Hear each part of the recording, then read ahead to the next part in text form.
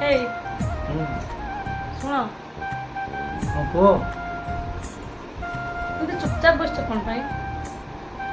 ନାଇଁ ସବୁବେଳେ ଶୁଣ ଚୁପଚାପ ବସିଲ ଯେ ବସିଛି ଆଉ କି କରିବି କୁହ। ଚୁପଚାପ ବସିଛ ଯେହେତୁ ମୁଁ ତୁମକୁ 3ଟା ପ୍ରଶ୍ନ କରିବି, ହଁ ତାର ଉତ୍ତର ଦେବ। ନାଇଁ ଝଗଡ଼ା ହେଇଯିବ ଦୋକାନ ନାହିଁ। ଆରେ ସେମିତି କିଛି ହବ ନାହିଁ।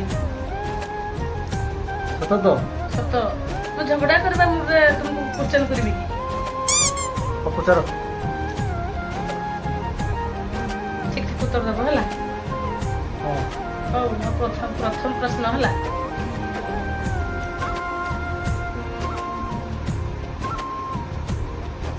ଯେକୌଣସି ଏକ ଝିଅର ନାଁ କୁହ। ଝିଅ ନେହା। ମୋ ନାଁଟା କ'ଣ ପାଇଁ ନେଲ ନାହିଁ? ସେମିତି କିଛି ନାହିଁ। ଆରେ ବାବା ତୁମେ କହିଲ ଯେକୌଣସି ଏକ ଝିଅର, ମୋ ସ୍ତ୍ରୀ ମୋର ଦାଙ୍ଗିଲି मौत को छू के टक से वापस आ सकता हूँ। ହଉ ହେଲା। ଦ୍ୱିତୀୟ ପ୍ରଶ୍ନ ହେଲା,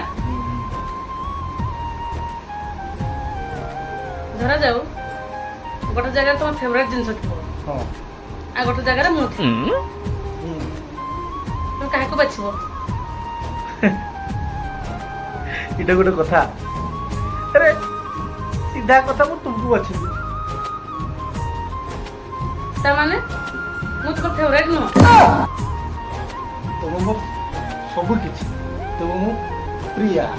ଶଳା ବଞ୍ଚିଗଲା ମଣିଷ। ହଉ, ଆଉ ତୃତୀୟ ପ୍ରଶ୍ନ ପଚାରିବି, ଭାବି ଚିନ୍ତିକି ଉତ୍ତର ଦେବ।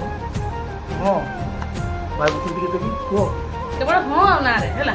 ହେଁ କୁହ। ଆଚ୍ଛା, ତମେ ପଡ଼ିଶା ଭାଉଜକୁ ଲୁଚି ଲୁଚି ଦେଖିବା ବନ୍ଦ କରିଦେଲ? ନାଇଁ ହଁ।